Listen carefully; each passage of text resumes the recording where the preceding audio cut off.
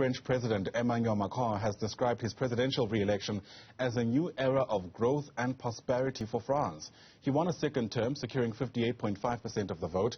Ahead of the election, projections that actually showed that Macron would win just 56%. He defeated his far-right National Rally Party rival Marine Le Pen and is the first French leader to be re-elected in 20 years.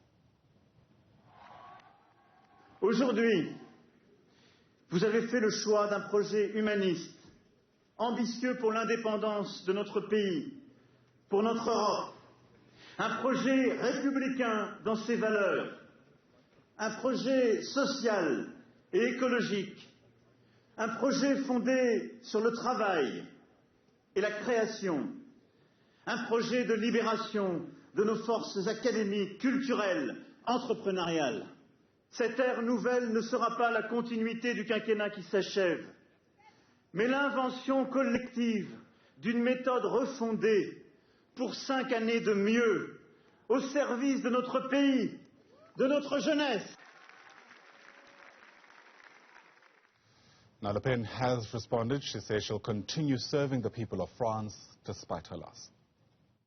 Je crains ce soir que le quinquennat qui s'ouvre ne rompra pas avec les pratiques méprisantes et brutales du précédent et qu'Emmanuel Macron ne fera rien pour réparer les fractures qui divisent notre pays et font souffrir nos compatriotes. Alors oui, pour éviter cet accaparement des pouvoirs par quelques-uns, plus que jamais, je poursuivrai mon engagement pour la France et les Français avec l'énergie, la persévérance et l'affection que vous nous connaissez. Right, let's stay with the story and bring in the French ambassador to South Africa, Aurélien Lechevallier, who joins us via our video link this morning. Mr. Ambassador, it's great to have you. Thank you very much indeed for making time. An important moment for your country. It's a story that is being watched by international news agencies the world over. So let me begin here. Does a Macron win come as a relief for the French embassy in South Africa? Well, thank you very much for having me first and for covering indeed this important news for the French people, but I think also for all our partners around the world. And you know that South Africa is one of our most important partners in Africa and in the world. So it's indeed an important day. Well, the relief first is to know that the democratic system is working, that it was a success in terms of organization. And the turnout was between 70 and 75%, so it could have been more, but it was quite solid. We had also elections here in South Africa for the French community, and it went very well, thanks to the teams of the consulates general in Johannesburg and Cape Town. And so, yes, that's a relief when we see that our democratic cycles are working well. Now we have also a clear result, and President Macron is re-elected. A very diplomatic response. I guess I shouldn't be surprised, but let me ask this then. The French President, Emmanuel Macron, was actually in South Africa just last year. What kind of aspirations are you reckoning lie ahead for the relationship between these two countries, given just how recent he was in this country? Well, it's clear that President Macron has shown a new ambition for the relations between France and Africa and between Europe and Africa. You know how European Union is an important partner for South Africa in particular. We've seen very important initiatives regarding climate action, for example, energy transition support, the role also to support the manufacturing of vaccines, the initiatives or the partnerships at the G20 or in the different international arenas. So I think there will be a willingness, a strong will from President Macron to continue and to even enhance, if possible, the agenda and the ambition with Africa. It will be one of the clear priorities, the top priorities for Emmanuel Macron in the 5 years to come.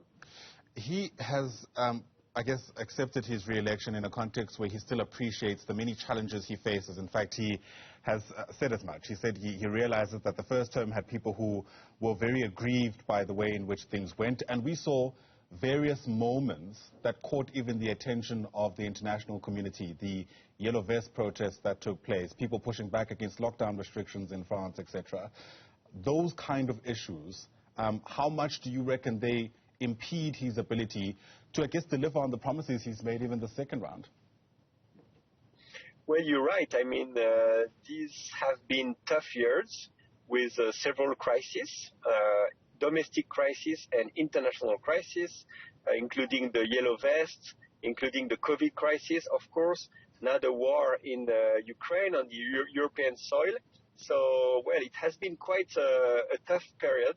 And something very important that President Macron said, I think, last night, after the announcement of his re-election, was that he could not govern the same way as the previous 5 years. So there will be a new platform to be built, a new methodology also, a new outreach to try to build some kind of new administration and new government. So it's not business as usual. It's a continuity in terms of the same president, but I think the ways and means and the processes will be quite different to take into consideration all these crises and what you just mentioned. Sure.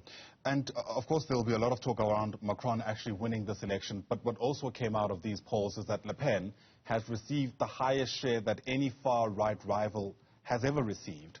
Are you getting a sense that the center is shifting in France? Well, this is certainly a signal, a warning signal and a wake-up call.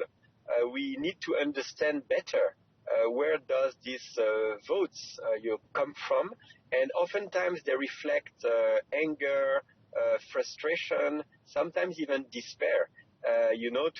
To vote for extremist parties, it sends a very strong signal and a strong message, and we need to take that into account. Otherwise, it will be certainly a lot of problems coming forward.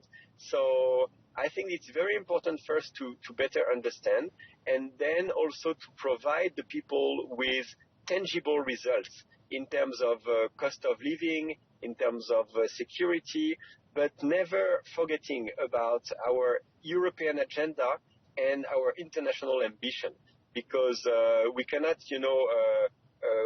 look inward.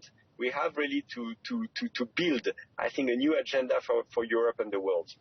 Aurélien Lechevallier, thanks very much indeed for speaking to us. That is the French ambassador to South Africa, reacting to the news overnight that the incumbent, Emmanuel Macron, has secured a second term as president in his country. Once again, Mr. Ambassador, thanks for your time.